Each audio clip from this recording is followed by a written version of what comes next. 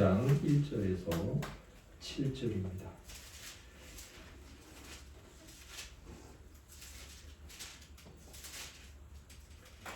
제가 먼저 읽고 지체들께서 다음 읽으시고 그렇게 교대로 읽고 마지막에는 한 목소리로 하나님께 아멘이라고 고백하겠습니다.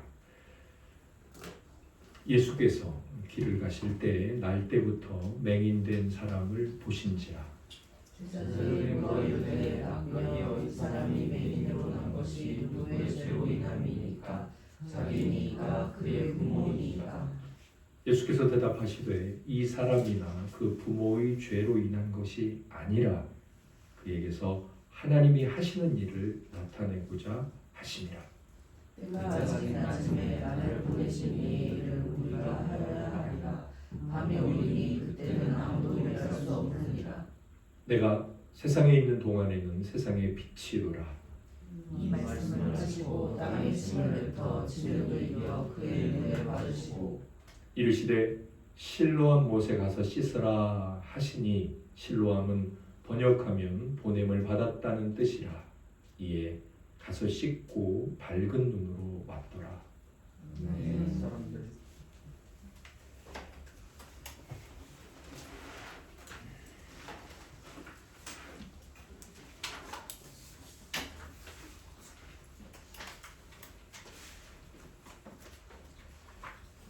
하나님께서 영광을 받으시고 은혜를 주시기를 소망하면서 우리 함께 기도드리겠습니다. 거룩하신 삼위일체 하나님, 믿는 자들이 점점 줄어들고 하나님의 공의가 저희들 눈앞에 확실히 드러나지 않고 하나님의 말씀은 점점 희미해지는 것 같고 그리고 하나님의 존재와 하나님의 일하심에 관한 일들이 점점 의심스러워집니다. 그래서 참으로 하나님은 계시고 하나님의 말씀은 진리입니다. 거룩하신 하나님이시여, 믿음이 없는 자들이야말로 그러한 이유 때문에 믿음을 버릴 것입니다. 그러나 참된 믿음을 가진 자들은 성경에 기록된 내용 그대로 주님이 오실 시간에 가까울수록 되어지는 그 일이 그대로 펼쳐지고 있으니 성경은 진리고 하나님은 살아계시다라고 믿으며 사람들이 세상을 향해 그리스도를 등지고 나아가는 이때에 더욱 주님을 사랑할 것이고 말씀을 버리고 다른 것을 쫓아 자기의 귀를 시원하게 해주는 스승을 찾고 그런 일을 찾으며 말씀을 외면할 것이나 참된 믿음을 가진 자들은 더욱 말씀이 붙들 것이고 하나님을 신뢰하며 하나님 앞에서 경건하게 살아갈 것입니다. 주여, 이것은 다름 아닌 하나님의 말씀을 깊게 상고하며 과연 그 말씀이 그러한가 그렇지 않은가 살피며 하나님께 주신 말씀에 자기의 마음을 다 쏟으며 듣는 결과일 것입니다. 대신 하나님, 오늘 저희들에게 바로 그렇게 말씀이 들려지고 말씀이 믿어지고 말씀 가운데 거하여 살아가는 은혜를 허락하여 주시옵소서. 특별히 당신께서 구원한 자녀들에게 베푸시는 약속들이 무엇인지 그 약속을 잘 받고 마음에 큰 확신과 기쁨과 소망이 있게 해 주시며 또 하나님께서 적절하게 훈계하시고 명령하시는 것을 겸손히 받아 행함으로 복된 자들 되게 해 주시옵소서. 우리를 구원하신 예수님 이름으로 기도드립니다. 아멘. 삶의 결과인가 은혜의 재료인가 라는 제목으로 하나님의 말씀을 증거하겠습니다. 우리 지체들께서도 식사 교제하거나 저희들 교제하고 말씀하셨던 것 같은데 나는 참 친절을 베풀고 좋게 대우했던 것 같은데 어느 날 들어보니까 뒤에 가서 내 뒷얘기를 하거나 나에 대해서 좋지 않게 반응하거나 그랬을 때 어떤 마음이 드시겠습니까? 열심히 공부를 했는데 공부를 하지 않았을 때랑 별반 차이가 없고 오히려 공부를 하지 않았을 때보다 더 적게 나온다면 그때 어떤 마음이 들겠습니까? 열심히 일하고 열심히 노력했는데 그에 맞지 않는 보상을 준다면 또 어떻겠습니까? 저희들 마음에 허탈함이 생기겠죠. 영혼에도 이 허탈함이 있습니다. 사단은 우리에게 허탈함이라는 굉장히 위험한 무기를 가지고 자극하는데 사실 우리만이 아니라 성경에 기록된 많은 믿음의 조상들에게도 허탈함으로 그들을 자극하고 하나님을 섬기고 예배하는 일에 그렇게 그들의 생명을 지켜가는 일에 어려움을 주었습니다. 제가 곰곰이 생각해 보았더니 아벨부터 시작해서 아벨도 허탈했죠. 하나님을 예배했는데 바로 살해당했습니다. 아브라함도 하나님 부르셔서 내가 명하는 땅에 들어가고 큰 민족을 이루겠다고 했는데 10년이 지나도록 자식이 나지 않았습니다. 요셉도 생각해 보십시오. 하나님께서 꿈과 비전을 주셨는데 웬걸 팔려가는 신세가 되었습니다. 주님을 잘 따라다녔는데 제자들은 죽을 위기에 처했습니다. 그리고 주님은 십자가에서 돌아가셨습니다. 믿음의 인물들을 성경에 기록된 자들을 쭉 보더라도 그들에게 허탈함이라는 욥과 같은 경우는 대표적인 경우죠. 하나님을 잘 섬기지 않았습니까? 그럼에도 불구하고 자녀들이 다 죽었고 집안의 재산이 모두 다 잃어버린 일들이 있었습니다. 허탈함. 우리에게도 있죠. 내가 하나님을 이렇게 잘 섬기는 것 같은데 그런 허탈함들이 있을 수 있습니다. 아직 없으셔도 생겨날 수도 있고요. 하나님을 믿는다는 게 뭘까? 하나님을 정말 믿어야 하나? 하나님 살아계시나? 이렇게 해도 예배를 드려야 되는 건가? 그런 마음이 들 때가 있습니다. 이것은 분명 시험이고 말씀드렸지만 우리에게만 있는 시험이 아니고 믿음의 조상들에게도 있었고 수많은 믿음의 선배들에게도 있었고 그렇다면 그것을 이겨내는 것이 믿음이고 또 그 믿음의 결과에 대해서 하나님께서 약속을 해주셨고 그래서 오늘 저희들이 삶에 있는 이 우리의 신앙, 영적인 허탈함을 가져오는 것들에 대해서 어떻게 봐야 하나 하나님이 그것에 대해서 무엇이라고 말씀하고 계시나 하나님이 말씀하시는 것들 저는 이것을 약속이라고 말씀드리고 싶어요.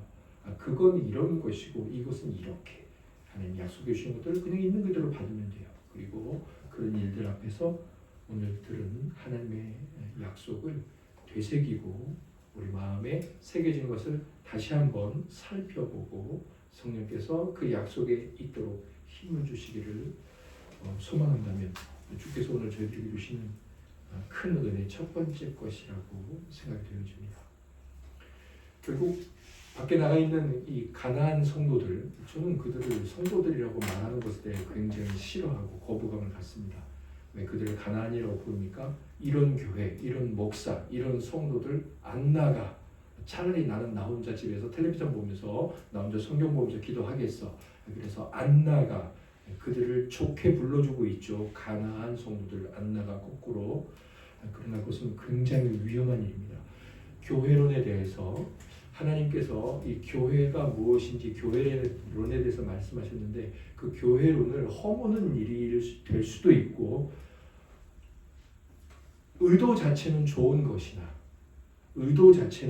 것이나 과정과 결론은 너무 큰 위험에 떨어질 수 있는 것이어서 그런데 아무튼 결국 그런 이 시대의 기독교적 문화도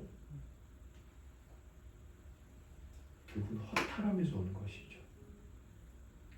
저는 하나님께서 말씀하고 계시는 것에 대한 이 약속을 올바로 듣지 못한 가운데서 그런 좋은 의도이나 잘못된 방향으로 향하고 있는 결론들이 왔다고 믿습니다. 그래서 우리가 하나님의 약속에 바로 잘 서는 것은 너무나 중요하고 그것은 우리의 생명을 지키는 일이기 때문에 뭐 중요하다 안 중요하다 말할 수 없죠. 생사의 갈림길을 우리가 뭐 중요하다 안 중요하다 이렇게 말하지는 않지 않습니까? 그것은 그냥 죽기 살기로 하는 일이겠죠. 먼저 저는 이제 하나님께서 저희들에게 주시는 이 그런 이제 뭐 허탈함, 그러니까 이것을 한마디로 말하면 고난 아니면 영적인 괴로움, 상실감, 낙심 뭐 이런 것이라고 말할 수 있을 것 같습니다. 저는 첫 번째 우리가 기억을 해야 될 것이 있는데 요한복음 9장 오늘 말씀인데요. 제가 오늘 9장의 전체 내용의 주제는 아니나 일부분의 주제예요. 오늘 나누고자 하는 것은 그래도 전체 내용을 한번 보겠습니다. 우리가 무엇을 생각해야 될까요? 하나님이 우리에게 무엇이라고 약속을 하실까요? 인생에 대해서 9장 3절, 15절, 33절, 37절, 38절까지 요약해 놓은 것을 한번 교대로 읽어보겠습니다. 예수께서 대답하시되 이 사람이나 그 부모의 죄로 인한 것이 아니라 그에게서 하나님이 하시는 일을 나타내고자 하심이라. 그가 이생을 돌아보고 어떻게 보게 되었는지를 보니 이르되 그 사람이 진흙을 내려내고 내가 씻고 오나이다. 이 사람이 하나님께로부터 오지 아니하였으면 아무 일도 할 수 없으리이다. 예수께서 이르시되 내가 그를 보았거니와 지금 너와 말하는 자가 그이니라. 이르되 주여 내가 믿나이다 하고 절하는지라. 아멘. 뭐 오늘 내용의 전체적인 그 중심 내용은 나면서부터 시각 장애를 가진 지체를 주님께서 고쳐주시고 그리고 이제 그가 주님을 너무나 확실하게 믿고 정말 대단하게 그리고 주께서 그것에 대해서 말씀을 하시는 건데 결론은 그거예요. 바리새인들이 그러면 우리는 보지 못하는 자입니까? 그래 너희들이 하나님을 듣고 아나 지키지 않으니 너희들은 보지 못하는 자다. 그리고 너희들이 만일 본다고 한다면 너희들은 더 악한 자다. 결국 이 말씀은 시각 장애인으로 시작하나 본질적으로는 하나님 나라의 영광을 예수 그리스도가 구원자 되심을 보는 자 보지 못하는 자, 그 영적인 장애를 가진 것을 말씀하고 있습니다. 예수께서 구주이시고 우리가 영의 눈을 뜨고 그분을 봐야 한다는 것, 그것은 하나님께서 계획하시는 섭리와 예정과 선택과 작정에 의해서 일어나는 일이다. 이제 그것에 관한 말씀이죠. 그런데 이제 그런 전체 내용 중에 조금 세밀한 주제인 오늘 이제 삶의 결과인가 은혜의 재료인과 이 관점으로 하나님께서 우리에게 하시는 약속을 한번 보겠습니다. 제자들은 그 사람을 보고 예수님께 이렇게 질문하죠. 예수님, 이 사람의 죄 때문에 그런 장애를 갖고 태어난 것입니까? 아니면 부모의 죄 때문입니까? 물어봤는데 주님께서 뭐라고 말씀하시냐면 아무의 죄도 아니다. 그러면서 하신 말씀이 하나님이 하시는 일을 나타내려고 하시는 것이다.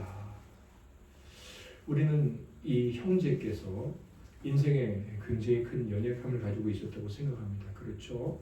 상실감, 또 굉장한 회의감, 그런 마음과 태도가 있었을 것이라고 생각합니다.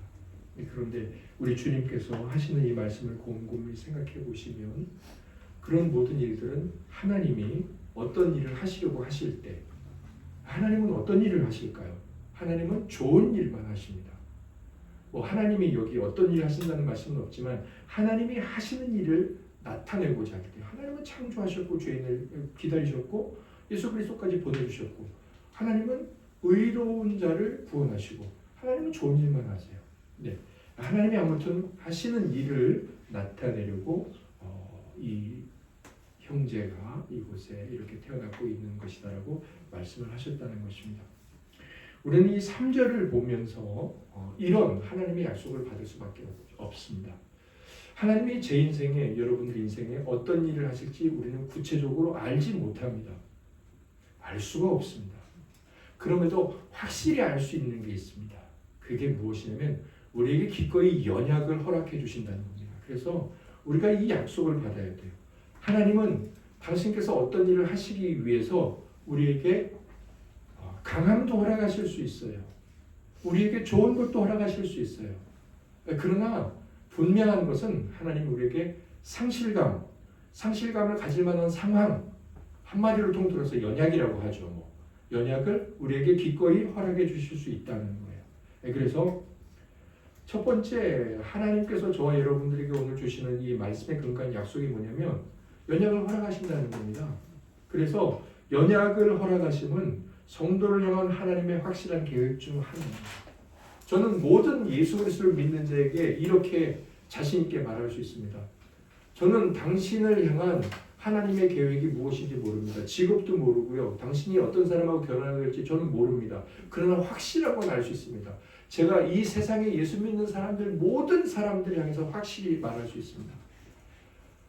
하나님은 분명히 당신을 향해서 연약함에 대한 계획을 갖고 있습니다. 그래서 당신은 어떤 이유로든 돈이 많든 뭐 잘생겼든 뭐 좋은 부모를 만났든 당신은 어떤 이유로도 괴로워할 고민과 문제를 반드시 갖고 있습니다. 제가 그런 하나님의 확실한 계획을 말할 수 있어요. 여러분들이 이 땅에 태어나시고 그리고 지금 하나님을 믿으시고 오늘 이렇게 주 앞에 나와서 부족한 종을 통하여서 들려주신 하나님 말씀을 열심히 적어가시면서 듣고 계시는데 그럼에도 불구하고 여러분은 근심하며 때로는 하나님 앞에서 깊은 상실감을 갖고 하나님이 살아계시다면 어떻게 저한테 이럴 수 있습니까? 저희 가정에 이럴 수 있습니까? 라는 깊은 낙심, 슬픔, 괴로움 이런 것을 반드시 하나님은 우리들에게 주실 수 있다라고 저는 말해야 하고 말할 수 있습니다. 이 일에는 어떤 사람도 예외가 없습니다. 그렇다면 우리는 궁금하지 않습니까? 하나님이 왜 그렇게 하시냐 이거죠. 그런데 제가 결론은 말씀을 드렸어요. 하나님이 하실 일이 도대체 무엇인지는 모르나 여기 예수님께서 말씀하신 것 가운데 모르나 뒤에는 나오죠. 분명한 것은 하나님은 선이시라는 거예요. 그분이 선한 일을 하는 게 아니라 그분 자체가 선이라는 거예요. 그분의 존재가 선이에요. 그럼에도 불구하고 조금 더 우리가 이 말씀을 통해서 알 수 있는 것은 무엇이냐면 15절에 보니까 주님이 그 사람에게 진흙을 발라주시죠. 예, 진흙을 발라주십니다. 뭔가 이 사람에게 부족했던 것을 채워주시죠. 이 사람에게 부족했던 것은 뭔가요? 이 사람은 소경을 하면서 국어를 하는 자였어요. 그런데 이 사람에게 그 필요한 두 가지 관점에서 주께서 돈을 주실 수도 있는데 이 사람에게 궁극적으로 있어야 될 것, 궁극적으로 있어야 될 것. 저와 여러분에게 무엇이 필요한데 하나님이 그것을 안 주실 때가 있어요. 그런데 그때 오히려 우리에게 말씀을 주시기도 하시고 강한 도전을 주세요. 쓸모는 없는데 그런데 그게 뭐예요? 우리가 궁극적으로 필요한 것이다 라고 믿는 거죠. 궁극적으로 필요한 것을 주시죠. 그리고 나서 어떤 일이 생기면 이 사람에게 눈을 떠서 좋다 막 놀러가고 자기가 그동안 못했던 돈 벌어야 될 것 아닙니까? 그동안 구걸 했으니까 미천이 없을 거잖아요. 돈을 벌러 다니고 그게 아니었어요. 이 사람에게 일어난 변화는 33절에 나오는데 이 사람이 하나님께로부터 오지 아니하였으면 아무 일도 할 수 없으리이다. 안식일날 이런 일을 행했다는 그 이유를 가지고 사람들이 이 사람 부모와 이 사람을 데려다가 문제 제기를 했습니다. 바리새인들이. 그랬더니 그들에게 하는 말이에요. 이 사람이 하나님께로부터 오지 아니하였으면 아무 일도 할 수 없으리이다. 이게 선지자의 예언을 인용하는 글이 아니에요. 그 잘난 바리새인 종교인들 앞에서 예수 그리스도를 향해서 하나님께로부터 오지 않았다면 어떻게 이런 일을 할 수 있죠? 저에게 이 문제를 그 고백을 하고 있는 거예요. 정말 놀라운 역적인 변화가 생기지 않았습니까? 이 사람의 인생 전체의 변화가 생긴 거죠. 그리고 나서 쫓겨납니다. 이 사람이. 그리고 주님을 다시 만나는데 37절로 38절이죠. 예수께서 이르시되 네가 그를 보았거니와 지금 너와 말하는 자가 그이니라. 이르되 주여 내가 믿나이다 하고 전하는지라. 그리고 최종적으로 예수께서 구주이심을 고백하죠. 이 사람이 뭐라고 말합니까? 주여라고 말합니다. 자기 앞으로 살아가는 인생의 주인이라는 거예요.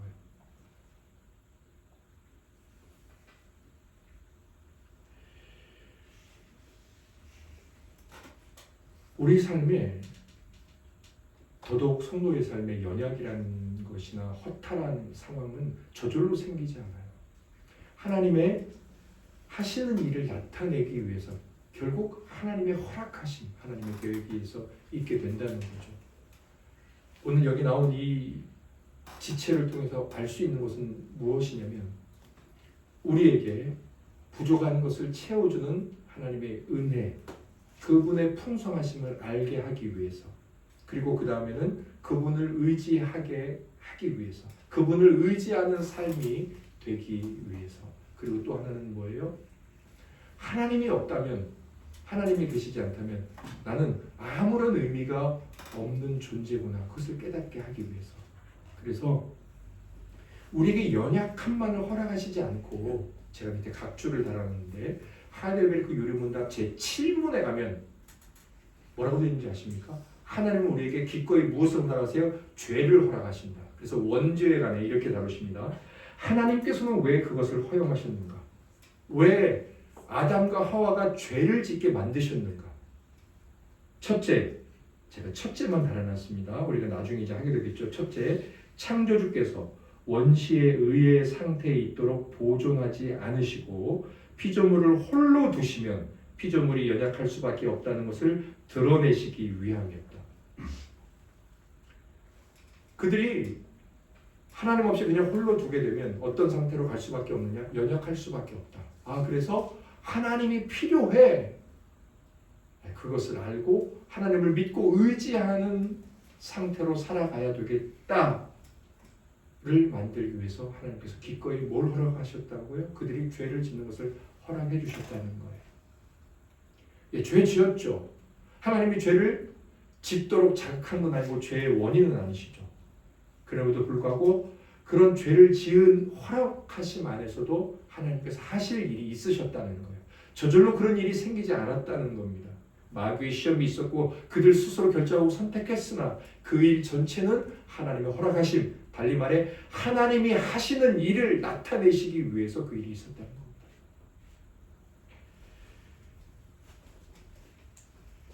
우리가 그런 일들을 만나서 깨달을 겁니다. 극심한 상실감을 겪고 회의감도 겪겠지만 하나님이 나에게 필요하구나. 하나님을 의지해야 되겠구나.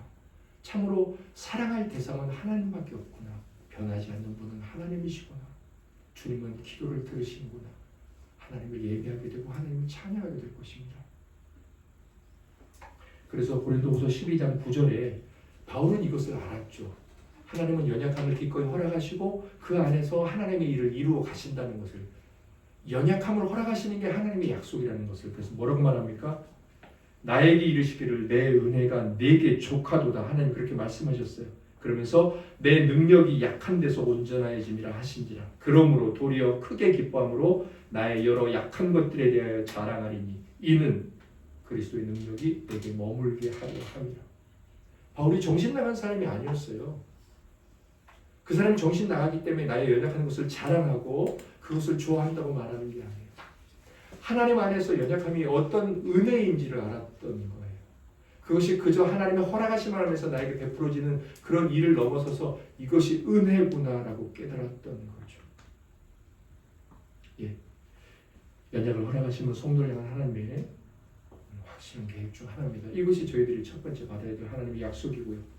그렇다면 하나님이 이런 약속을 받았다면 우리가 연약에 대해서 어떻게 이해를 해야 될까요? 오늘 요한복음 9장에 나오는 말씀을 가지고 우리가 겪고 있는 연약함에 대해 이렇게 이해를 하는 것이 또한 하나님의 약속입니다. 첫째는 출애굽기 13장 21절 22절 말씀을 같이 보겠습니다. 같이 읽겠습니다. 여호와께서 그들 앞에서 가시며 낮에는 구름 기둥으로 그들의 길을 인도하시고 밤에는 불 기둥을 그들에게 비추사 낮이나 밤이나 지내가게 하시니 낮에는 구름 기둥 밤에는 불 기둥이 백성 앞에서 떠나지 아니하니라. 아멘. 이 말씀에 대해서 대강 머릿속에 그려지시죠? 그러면 한번 이 말씀과 이 다음에 읽을 말씀을 한번 비교해서 생각해 보시기 바랍니다. 출애굽기 33장 3절입니다. 같이 읽고 마지막에 아멘 하죠. 너희를 젖과 꿀이 흐르는 땅에 이르게 하려니와 나는 너희와 함께 올라가지 아니하리니 너희는 목이 곧은 백성인즉 내가 길에서 너희를 진멸할까 염려함이니라 하시니. 아멘. 이스라엘 백성들이 애굽에서 나와서 가나안으로 가는 이 여정 중에 있었던 일이죠. 이 둘 다 어떤 차이가 느껴집니까? 일단 저는 이 둘의 내용은 반대되는 내용입니다. 뭐 아실 텐데 제가 말씀드리겠습니다. 제가 어제 묵상했던 내용입니다. 이 출애굽기 33장은 모세가 그래서 산에 올라가서 40일 동안 하나님을 만나고 하나님께서 직접 주신 그 10계명 돌판을 받지 않습니까? 그래가지고 내려왔는데 32장에 어떤 일이 있습니까? 40일 동안 리더가 안 내려오니까 아론을 시켜다가 그 동생 아론을 시켜다가 금송아지를 만들죠. 그리고 그 앞에서 오늘이 안식일이다. 그 다음에 번제와 화목제를 드리고 그 금송아지한테 이것이 우리를 애굽에서 인도해낸 신이다 이렇게 말합니다. 그건 뭐예요? 하나님이라고 말을 하지 않았지만 이게 우리 하나님이야 이렇게 말하고 백성들이 먹고 마시고 뛰놀았죠. 그래서 모세가 내려와서 그걸 보고 분노하죠. 하나님께서 말씀하신 지금 이 돌판에 뭐라고 써 있습니까? 우상을 섬기지 마라. 하나님만을 경외하라. 돌판을 깨뜨리고 금송아지를 부살라서 가루로 만들어서 백성들에게 먹게 하시고 그 백성들을 심판합니다. 그리고 33장에 다시 하나님께로 올라갑니다. 그리고 하나님과 이제 대화를 하면서 하나님 앞에 중보하죠. 예수 그리스도처럼 저들을 용서해 주세요. 저들을 용서해 주지 않으면 차라리 구원자의 명단에서 저를 지워주세요. 대신 저들을 용서해 주세요. 그런 대화 과정 중에 있던 게 33장 3절입니다. 하나님이 진노하셨죠. 뭐라고 말씀하십니까? 너희를 젖과 꿀이 흐르는 땅에 도착하게는 하겠다. 그런데 나는 너희와 함께 가지 않겠다. 아까 출애굽기 13장 21절 22절에 이제 막 애굽에서 나왔을 때 하나님 어떻게 하셨죠? 그들과 밤이나 낮이나 함께 가셨어요. 뭐라고 되어 있습니까?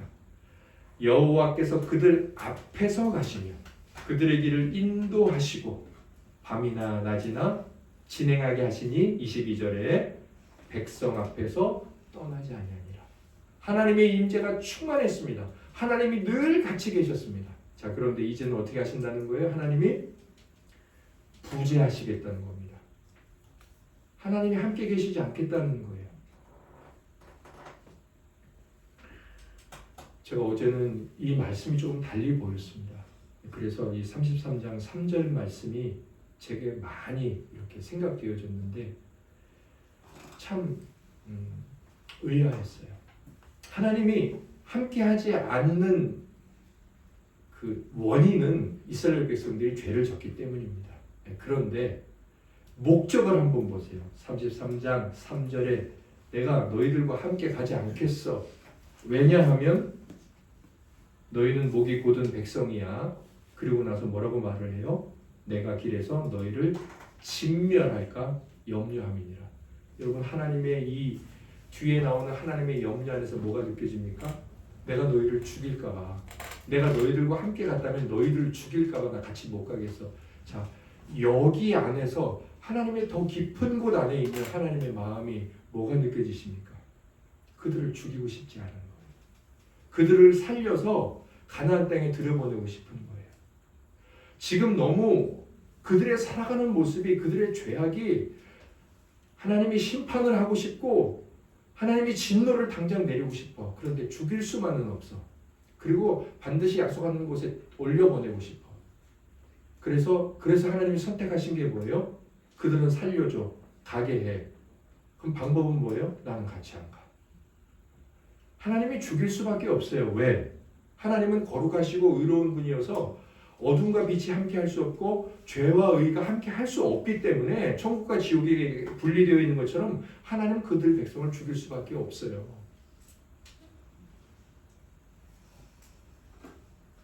그런데 제가 이 말씀을 보면서 어제 묵상에 이렇게 썼죠. 여러분 우리가 앞에서 읽었던 13장과 이 33장에 하나님의 임재든 하나님의 부재든 원인은 다르지만 그렇게 하시는 이유는 다르지만 목적은 똑같다는 거예요. 함께 계실 때는 왜 계세요? 밤에는 추울까 낮에는 더울까 불기둥 기둥기둥 어느 놈이 와가지고 그들을 해롭게 할까 지켜주기 위해서 그들의 생명을 보호하려고. 자, 하나님이 함께 안 계셔요. 부재. 목적은 뭐예요? 똑같아요. 그들의 생명을 보호하려고. 제가 하나님에 대한 오해? 하나님의 상실감은 하나님에 대한 오해거든요. 하나님 도대체 지금 어디 계십니까? 왜 나를 이 지경으로 만들어 놓으셨습니까? 라고 생각될 때 우리가 뭘 생각하면 좋을까요? 간단해요. 내 마음, 내 경험대로 생각하면 여러 가지 생각할 수 있는데 성경대로 생각하면 단 한 가지밖에 생각을 못해요. 하나님이 나와 같이 있는 것 같고 내게 충만하게 가까이 있는 것처럼 느껴질 때나 내게 멀리 떠나서 나를 도와주지 않는 것 같을 때는 하나님의 목적은 똑같아요. 우리를 사랑해요. 우리의 생명을 지키려고 하고 우리를 보호하시려고 하는 거예요. 하나님의 임재하심처럼 느껴질 때는 하나님의 부재하심처럼 느껴질 때는 하나님의 우리를 향한 목적은 똑같다는 거예요. 우리가 받을 약속, 이 연약함에 대해서 우리가 겪고 있는 굉장한 상실감에 대해서 그 상실감을 어떻게 우리는 받아야 돼요? 임재뿐 아니라 부재까지도 우리 유익함을 위합니다. 어떤 하나님의 큰 축복 또 하나님의 위로하심 뿐만 아니라 깊은 상실감까지도 이해할 수는 없으나 우리의 유익을 위함이라는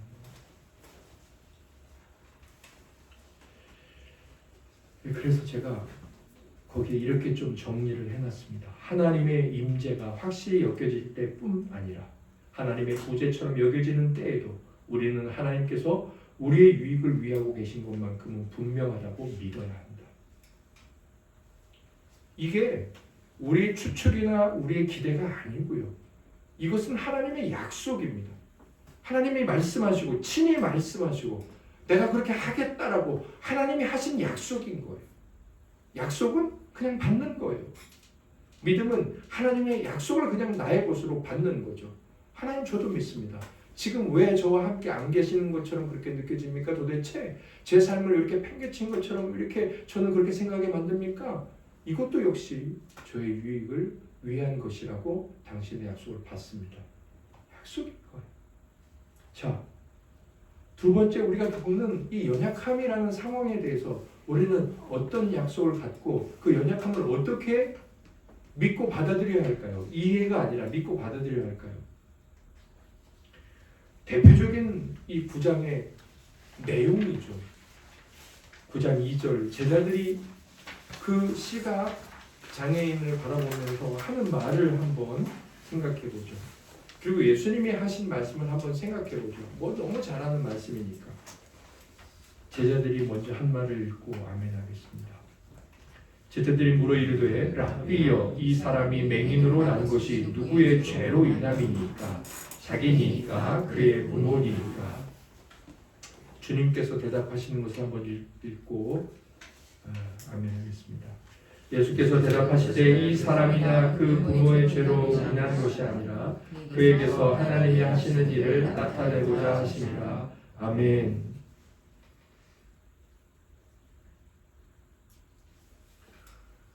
저는 왜 지금 이런 모습을 겪고 있을까요?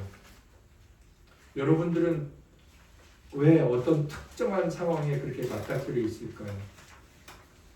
저와 여러분은 어떤 일을 했고 어떤 선택을 했고 어떤 결정을 했기 때문입니다. 그래서 지금의 모습은 그런 선택과 결정과 말과 행동의 결론입니다. 물론 우리가 그렇게 하지 않았음에도 우리가 겪고 있는 일들도 분명히 있습니다. 제가 이 제자들의 말을 깊게 생각하고 사실은 이 본문을 가지고 씨름을 오래 했습니다. 어제까지만 해도 이 말씀을 너무 전하고 싶은데 정리가 안 되는 거예요. 너무 괴롭더라고요. 그런데 제가 포기하기가 싫었습니다. 그런데 이 말씀을 함께 전하고 하나님께 영광이 되고 은혜를 받고 싶다라고 생각했던 계기가 바로 이 두 구절입니다. 제자들의 말과 예수님의 말. 제자들의 말은 너무 상처가 돼요. 그런데 예수님의 말씀은 너무 위로가 되더라고요.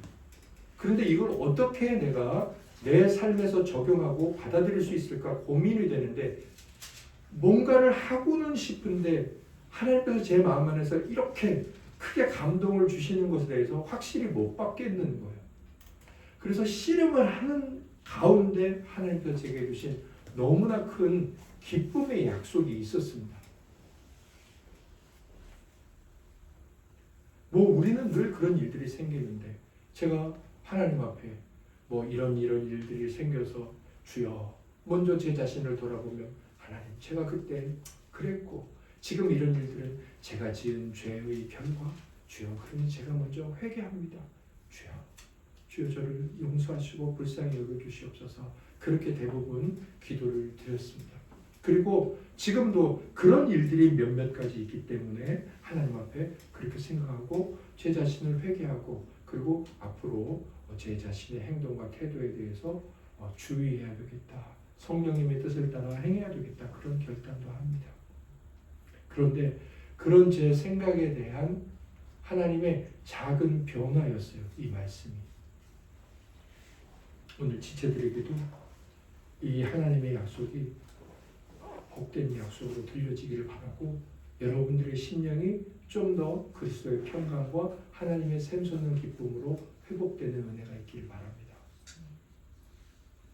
우리는 성령님께 기도를 드릴 때 성령님께서는 우리에게 죄를 생각나게 하시고 또 죄를 회개하게 하시고 하나님 앞에 회복되게 하신다는 것을 잘 압니다.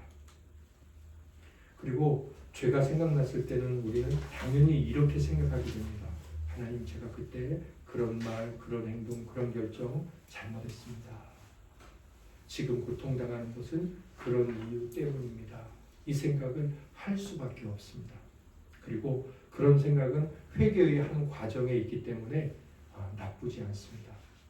그러나 우리의 생각은 그런 생각에 절대로 지나가는 과정 이상으로 있어서는 안 된다는 겁니다.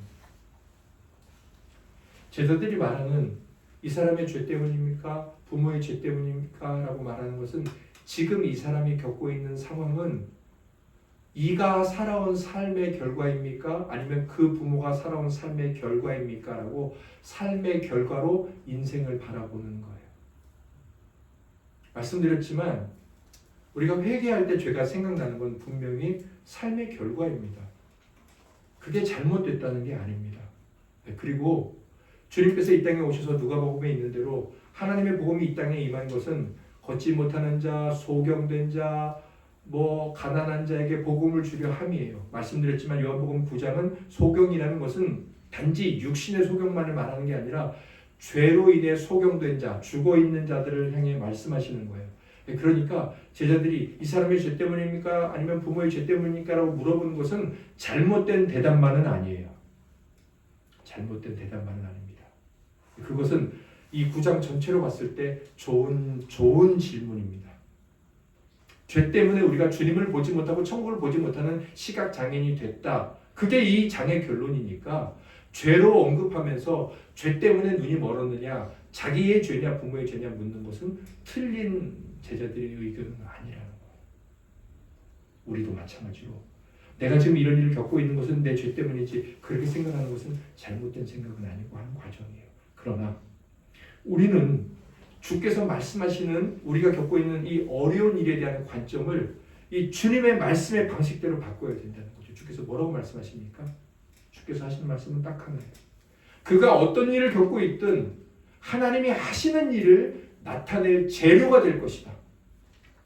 우리가 비록 죄로 인해서 지금 이런 일을 겪고 있다 하더라도 하나님께서는 죄로 인한 고통일지라도 하나님의 은혜의 재료로 사용하시겠다는 거예요.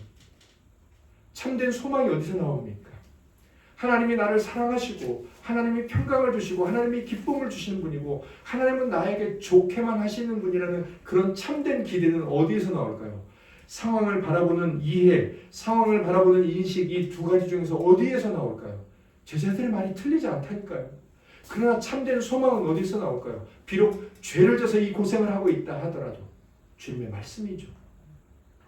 이게 우리가 겪고 있는 일에 대한 참된 이해라는 거예요. 그래서 제가 엊그저께까지는 이 생각을 많이 했어요. 하나님 앞에. 내가 지금 왜 이렇게 하나님 앞에 불평할 수가 없어요. 왜냐하면 제가 그렇게 죄악되게 살아왔으니까. 그래서 불평하지는 않습니다. 그러나 제 자신이 너무 그것밖에 못 사냐 이런 생각이 들었는데 제가 이 말씀을 받아들이면서 그렇지 제자들의 생각은 틀리지 않으나 주님의 생각이 옳으시니 주님처럼 생각해야 되겠다. 비록 나 같은 죄인이 하나님 앞에 엄청난 죄를 짓고 고생을 하는 게 더러 있다고 해도 하나님 것은 그거에 기꺼이 당신이 하시는 일 하나님 좋은 일만 하지 않습니까? 그리고 하나님은 일하셨다고 하면 다 어때요? 만점이죠. 하나님이 일하시면 하나님께 만점이에요. 하나님의 수준이 얼마나 높습니까? 그런데 그분이 일하시고 나면 보기에 좋았더라, 보기에 좋았더라, 보기에 심히 좋았더라. 하나님은 하나님의 일에 만족하십니다. 그렇게 하시겠다는 거예요. 제가 죄 지어서 고통당하는 것까지도 하나님께서는 하나님 보시기에 합격 좋은 거로 만들어 주시겠다는 거예요. 자, 거기서 뭐가 나올까요? 이 감격에 넘치는 회개가 나오지 않겠습니까? 누가 회개를 끌어안고 살까요? 하나님이 지금 너의 이 죄악의 고통의 이 재료를 가지고 네 인생의 축복을 만들겠다 그러는데 누가 자기의 죄를 끌어안고서 이빨을 꽉 다물고 회개를 안 할까요? 그게 하나님의 은혜의 재료가 된다는 걸 깊이 인식하고 깨닫지 못하는 자만이 회개하지 않겠죠.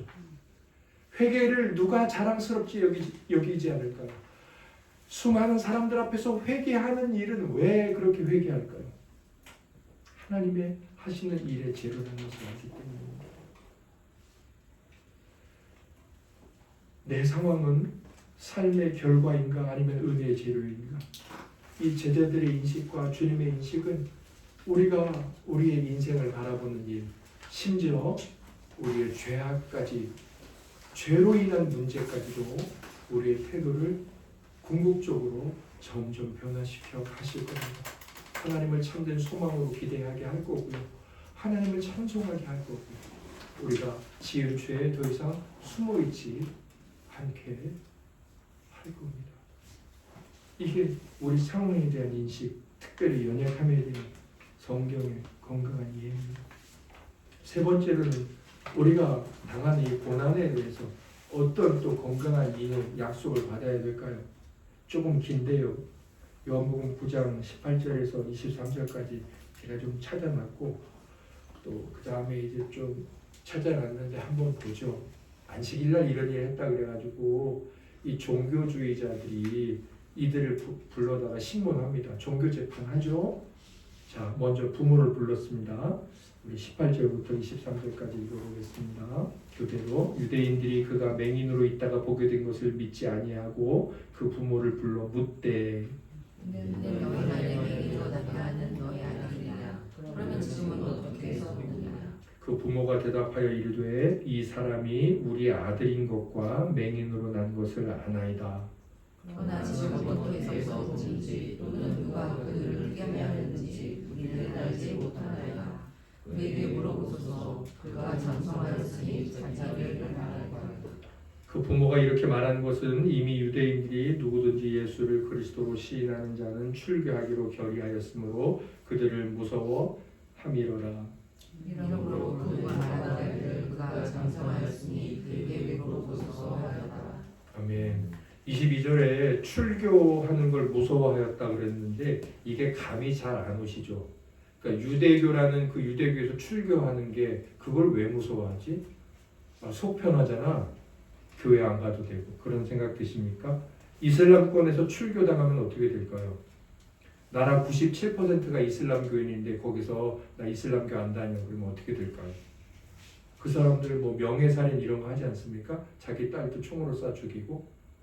제가요 한 1, 2년 전인가 이슬람에 관한 그 세계는 지금 그 뉴스를 봤어요. 그들이 안식일을 지키잖아요. 우리 지금 말하는 토요일입니다. 그러면 금요일 날 저녁에 그 마켓이 쭉 있는 재래시장이 나오더라고요. 6시, 그러니까 일몰 시간이 되잖아요. 그러면 랍비 같은 종교 순찰자들이 있더라고요. 그 사람들이 마이크 들고 호루라기를 불면서 일몰이 됩니다. 뭐 이제 안식일 전날 밤입니다 하면서 마켓을 돌아다녀요. 엄청난 시장을. 그러면 그 사람들이 무조건 문을 다 닫아야 되고, 그리고 거기 있는 남은 과일들은 길바닥에 다 깔아놓더라고요. 이제 나그네들 누구나 아무나 가져가라고. 지금도 그래요. 유대주의자들이 지금도 그래요. 그런데 그 당시는 어땠을까요? 예수님을 십자가에 못 박아 죽이잖아요. 네, 자기들의 신앙과 잘못했다고. 이 아버지가 지금 출교가 두려워서 무슨 예수가 눈을 뜨게 해? 원래 눈 뜬 사람이었잖아. 똑바로 말해봐 그랬더니 어물쩍 넘어가죠. 자, 아버지가 어물쩍 넘어갑니다. 두려워서. 자, 그런데 한번 이 아들은 어떻게 할까요? 당사자 24절부터 34절까지 저와 교대를 읽겠습니다. 이에 그들이 맹인이었던 사람을 두 번째 불러 이르되 너는 하나님께 영광을 돌리라. 우리는 이 사람이 죄인인 줄 아노라. 대답하여 그가 죄인인지 내가 알지 못하나 한 가지 아는 것은 내가 맹인으로 있다가 지금 보는 것이니라. 그들이 이르되 그 사람이 내게 무엇을 하였느냐? 어떻게 내 눈을 뜨게 하였느냐? 대답하되 내가 이미 일렀어도 듣지 아니하고 어찌하여 다시 보지 않으리까. 당신들도 그의 제자가 되려 하나이까. 그들이 욕하여 이르되 너는 그의 제자이나 우리는 모세의 제자라. 하나님이 모세에게 말씀하신 줄을 우리가 알거니와 이 사람은 어디서 왔는지 알지 못하노라. 그 사람이 대답하여 이르되 이상하다. 이 사람이 내 눈을 뜨게 하였을 때 당신들은 그가 어디서 왔는지 알지 못하는도다. 하나님이 죄인의 말을 듣지 아니하시고 경건하여 그의 뜻대로 행하는 자를 만드시는 줄 우리가 알나이다. 창세 이후로 맹인으로 난 자의 눈을 뜨게 하였다 함을 듣지 못하였으니 이 사람이 하나님께로부터 오지 아니하였으면 아무 일도 할 수 없으리라. 그들이 대답하여 이르되 네가 온전히 죄 가운데서 나서 우리를 가르치느냐 하고 이에 쫓아내어 보내니라. 아멘. 어떻습니까? 너무너무 명철과 지혜가 충만하죠. 제가 복음서에서 변증, C.S. 루이스가 변증으로 유명한 분 아닙니까? 변증에 관한 일반 사도도 아니고 일반 이 고침받은 환자 중에 이렇게 하나님을 예수 그리스도를 변증하는 탁월한 문장은 이 9장이 가장 대단하다고 생각이 됩니다. 성령님의 역사죠. 아무튼 이 사람은 어떻게 되죠? 쫓겨나죠. 출교 당할 걸 각오합니다. 아버지는 출교 안 당하고 어물쩍 넘어가지만 이 사람은 출교 당할 걸 각오합니다. 이 사람의 인생에 어떤 일이 생겼을까요? 핍박이 있었을 겁니다. 세뮤얼 러더포드 목사님의 글 중에 제가 이렇게 발췌해 놓은 게 있었는데 그 각주 2번을 보시면 당신이 회피할 수 없는 두 가지 불 중에 약한 것을 택하십시오. 저는 고난을 당하고 환난을 당할 때마다 불을 생각하라라고 하나님이 말씀하신다고 약속을 받습니다. 세 번째는 이거예요. 피할 수 없는 두 가지 불 중 약한 것을 택해야지. 그것을 늘 생각하는 겁니다. 상실감이 있고 하나님을 믿는 믿음을 가지고 있다가 낙심이 생길 때 에이 하나님을 떠나고 뭐 내가 아는 방식으로 살아가야 되겠다 이런 유혹이 있을 때 불을 생각하는 겁니다. 두 가지 불이 있는데 나는 어떤 불을 피할 것인가? 어떤 불을 피하겠습니까? 정신 나간 사람이 아니라면 약한 불을 피하겠죠. 제가 이렇게 정리를 해놨습니다. 예수 그리스도를 구주로 신하면 불을 맞닥뜨리게 됩니다. 자, 여기 아버지, 아들, 예수 그리스도를 만났죠. 고침받았죠. 인생의 근본적인 변화가 생겼죠. 뭘 만났습니까? 곧바로 천국과 영광이 있지 않았습니다. 불을 맞닥뜨렸어요. 죽을래 살래? 불을 맞닥뜨렸습니다. 그런데 이때의 불은 어떤 불일까요? 예수 그리스도를 구주로 시인하지 않았을 때 맞닥뜨리게 될 불에 비하면 아무것도 아니다. 저와 여러분들이 주님을 만나고 살아갈 때 하나님의 계획이 어떤 것일지는 모르나 반드시 알 수 있는 계획이 있다고 그랬습니다. 우리는 연약해집니다. 어려움을 만나고 상실감이 생길 수 있습니다. 그런데 그때 어떤 위험이 있을까요? 이 불을 피해갈 것인가 맞닥뜨릴 것인가.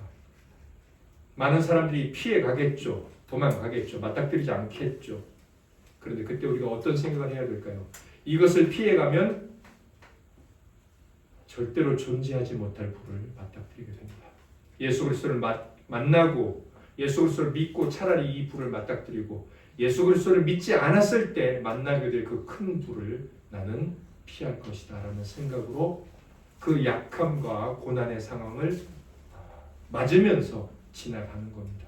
그게 오늘 말씀이 우리들에게 약속하고 있는 연약함, 상실감에 대한 하나님의 약속입니다. 그렇게 해라. 마지막으로 오늘 이 말씀의 작은 일부분의 주제를 통해서 이런 약속들을 하나님 앞에 받지 않았습니까? 우리가 너희들이 인생에 연약함이 있어. 그 연약함은 임재뿐 아니라 부재까지도 유익을 주려는 거야. 알았지? 네 삶은 결과가 아니라 내 은혜의 재료야. 알았지? 피할 수 없는 두 가지 불 있다는 거 알지? 그런데 뭘 피해야 돼? 약한 거 피해야 돼. 알았지? 자, 하나님 우리에게 이렇게 약속을 해주시는 이유가 뭘까요? 우리가 이 약속을 받는 권리가 있을까요? 우리 삶의 재료가 지금 내가 지은 죄 때문에 이렇게 고통당하고 그리고 죄값을 죽을 때까지 받아야 되는데 그게 사람들의 원리 아닙니까? 네가 잘못했잖아. 네가 끝까지 고통당해. 그렇게 말하는 게 사람들의 원리잖아요. 그런데 하나님 그렇게 말씀하지 않죠. 네가 잘못했잖아. 내가 해결해 줄게. 더 좋아질 거야. 하나님 이렇게 말씀하시잖아요. 왜 우리에게 그렇게 말씀하실까요? 저와 여러분에게 무슨 자격이 있다고? 자격 없어요. 우리가 한 자격이라면 하나님 앞에 나쁜 재료만 그 앞에 쏟아놓는 거예요. 다 망쳐놓는 거죠. 그런데 하나님 왜 이렇게 하실까요? 오늘 말씀에 나오죠. 하나님과 그 사람 사이에 누가 계세요? 예수 그리스도가 계시죠. 그리고 그 예수 그리스도께서 뭘 하세요? 하나님이 하실 일이 무엇인지를 나타내고 계시죠. 사실은 하나님으로서 하나님의 일을 하고 계신 거예요. 그분이 대신 고통을 당하셨어요. 그분이 그 자리에 서 계시는 거예요. 죄인이 하나님 앞에 설 수 없는데 그분이 죄인 앞에 서 계시는 거예요. 그분이 찾아오신 거예요. 찾아갈 수 없는데 그분이 오신 거죠. 볼 수 없는데 그분이 보게 하신 거예요. 요한복음 9장 3절 33절에 예수께서 대답하시되 이 사람이나 그 부모의 죄로 인한 것이 아니라 그에게서 하나님이 하시는 일을 나타내고자 하심이라. 33절에 이 사람이 하나님께로부터 오지 아니하였으면 아무 일도 할 수 없으리라. 바로 하나님이 하실 일과 그리고 그 하나님이 보내신 분 바로 이 사람 완전한 사람이시면서 완전한 하나님이신 이 예수 그리스도로 말미암아 우리가 하나님께 이런 위대한 약속, 복된 약속을 받을 수 있는 겁니다. 그래서 우리가 오늘 이 말씀을 통해서 마지막으로 이런 고백을 해야 돼요. 나에게 하나님과 내 사이에 이런 약속이 가능하게 해주신 중보자 예수 그리스도를 주셨으니 예수 그리스도를 찬양하고 하나님을 찬양합니다. 그래서 세 번째로 오늘 이 말씀에 대한 도전 이겁니다. 앞에 것들은 약속이었습니다. 이 밑에 것은 도전이에요. 뭐예요? 찬양하는 것 이외에는 결코 갚을 수 없는 빚이 우리에게 있습니다. 우리가 돈 벌어서 갚는 게 대부분의 빚이겠죠. 대신 일해주고 대신 수고해주고 대신 땀 흘려주는 것도 빚 갚을 수 있어요. 그런데 어떤 것으로도 빚을 갚을 수 없는 게 있어요. 그게 뭐예요? 갚을 수 없는 액수의 돈이겠죠. 그만큼의 가치겠죠. 그런데 그거 갚을 수 있어요. 단 한 가지 방법은 뭐예요? 찬양이에요. 예수 그리스도를 믿고 이런 약속을 받은 자에게 뭐가 있다고요? 찬양 이외에는 갚을 수 없는 빚이 있습니다. 우리 주 예수 그리스도를 향한 감사. 그분에게 감사할 수 있는 방식은 바로 찬양과 경배, 예배라고 통틀어 말할 수 있는 것. 이것이 이 약속을 받은 자에게 있다는 거예요. 약속을 생각하고 약속을 경험하는 자는 이 세 번째 하나님의 권면이 나올 수밖에 없고 이것을 소망하는 자는 하나님의 약속에 대해 확신하겠죠. 저와 우리 사랑하는 지체들이 우리의 삶을 결과로 볼 것인가 아니면 은혜의 재료로 볼 것인가 온갖 죄악의 끝으로 볼 것인가 하나님께 주시는 기쁨의 시작으로 볼 것인가 우리 주께서는 주님 안에서 후자가 얼마든지 가능하고 우리가 소망 가운데 하나님을 바라볼 수 있다고 말씀하십니다. 이런 말씀이 이 땅에서부터 열매를 맺고 궁극적으로는 우리의 영혼 전부가 반드시 열매 맺게 될 것을 믿기를 소망합니다. 다 같이 일어나셔서 찬송가